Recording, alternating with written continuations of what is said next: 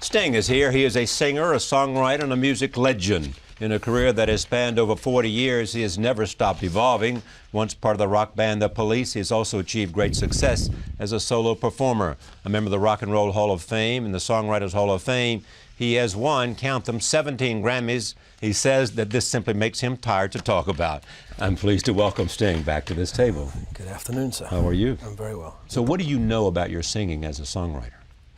What do I know about my singing? Well, you know, I think the idea is to create a unique signature, like a fingerprint, with your voice, so that when you sing on the radio, whether people like your voice or not, or like what you do, they recognize who you are. And that's really what the X factor is. It's not sounding like other people. You sound exactly like yourself. And also, if you do that, then you have to have some kind of unique message to you, to your history, to the way you think, to your education, to your philosophy.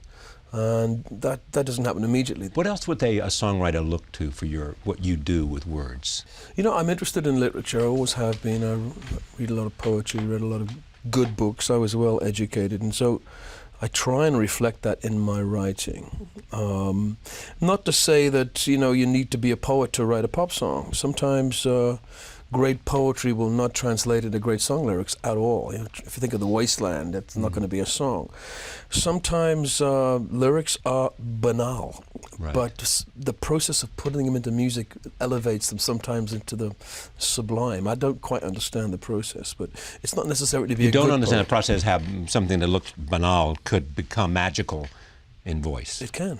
It can. It's surprising. And why isn't that great poetry doesn't fit automatically into a great song?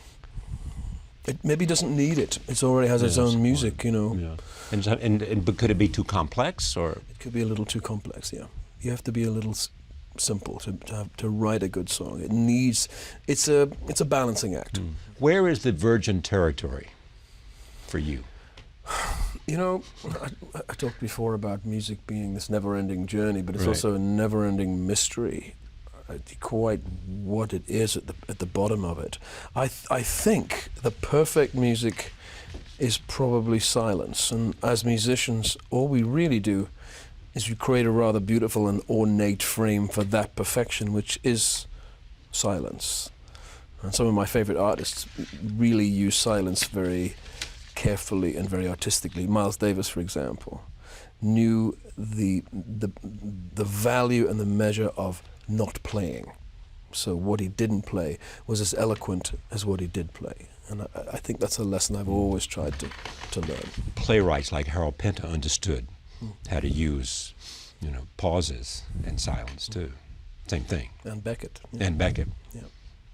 So are you coming back to New York more now? You've got a son in school here. I have a son in the school here. So New York will be grabbing more of your time? It's home now for the next couple of years because of my youngest who's at school here. We've lived in the city for a long time. We've had an apartment here for over 25 years. So I feel at home here. I am an Englishman in New York. I like to walk around the city. I find being a celebrity in the city very relaxing. And I think it's something to do with the self-esteem of New Yorkers. They don't look upon celebrities as any different to them. Right. And that's different than London or different than Berlin? London's a bit stranger. It's a bit stranger. Celebrity is something that they don't quite trust.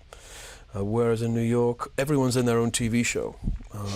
You know, whether you're a taxi driver or a bus driver or a refugee. There's a drama going on around your life. Today, Charlie Rose on my show. You know, Sting, how you doing? Exactly. I like that feeling. I know. It's relaxing. I know. I couldn't agree more. When you wrote Englishman in New York, what were you thinking? And where were you? I was living in Soho, and I was a very good friend of Quentin Crisp, who was another famous Englishman in New York, a very singular Englishman in New York, who was gay at the time in England when it was, one, against the law, and two, incredibly dangerous, and yet lived this very singular, very brave, very outspoken life. And I found him very inspiring. I used to have lunch with him, and he'd be very funny and very urbane and witty. And I wrote this song about him, Englishman in New York. But it's become about me now. Yes, no, that's exactly what I was saying. Yeah. That was at the end when the Police were breaking up. That was our last #1 single in 1983, I believe, yes. It was a seductive song, and yet this was a dark time. It's an ambivalent I song. mean, And marriage breaking up, you know, I think the police song is breaking up. ambivalent. It is a seductive song. At the same time, it's about control and ownership and jealousy. And historically, it was this time of Reagan's Star Yeah. Wars program. Morning in America, and yet was it so wonderful? I'm not so sure. And for me too, personally, it was a tough time because my first marriage broke up. I was breaking up with the police. It was the apex of my success, and yet I was not happy. And so I learned a lesson, of course, that success and happiness are not necessarily the same thing, which was an important lesson to learn at that time. You surely knew that. You always hope that it's not the truth. You think, Yeah. if I just have one more hit, I'll be happy. If I just get one more drink, I'll be happy. It's not the truth, no. So what makes you happiest now? The search.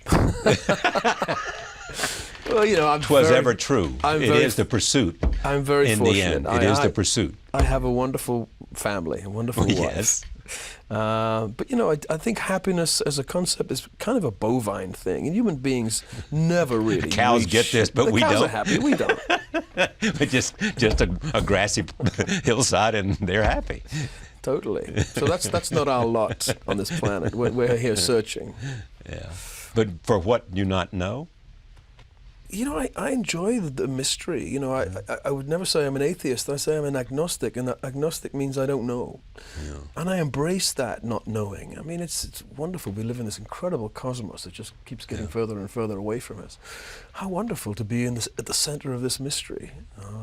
We just don't know the answers. And the exciting thing, the more you find out, the more mysterious it is. Absolutely. That's the way it is. Yeah, I agree. And that we have tools now to tell us stuff we could never imagine knowing. Yeah. Well, the analogy is that the stronger our telescopes get, the Right. further the universe goes Exactly away right. from us. That's it. So what are you writing now? What am I writing? I've embarked on a project that both excites me and terrifies me. I'm trying to write a musical play with a playwright called Brian Yorkie, who just won the Pulitzer for a play called Next to Normal. Right. And it's based upon an album I did many, many years ago about my hometown, Newcastle in the north of England, the death of my father and the death of the industry, which was shipbuilding. And it's a mood piece, and I'm trying to make it into a book and a play. And it's terrifying. And I wake up in the middle of the night in a cold sweat thinking, what am I doing? How am I going to do this? At the same time, I'm very galvanized by it. Well, also, it seems to me to know a little about you. You're inevitably lured into the unknown. This is certainly the unknown. Certainly the unknown. But you will, in the end, prevail? There's no guarantee, nothing worthwhile doing is without risk. I think you have to accept that. And so what's been the biggest failure for you? Did you fear failure when you left the police? No, I haven't really had a failure, Right. to be honest with you. I've had setbacks, but I've never had a failure. Setback is what? Setback is not getting A what you want lull. immediately. Yeah.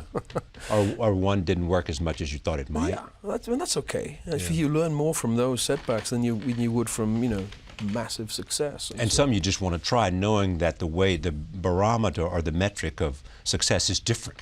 Totally. I mean, I'm here to learn. That's success for me.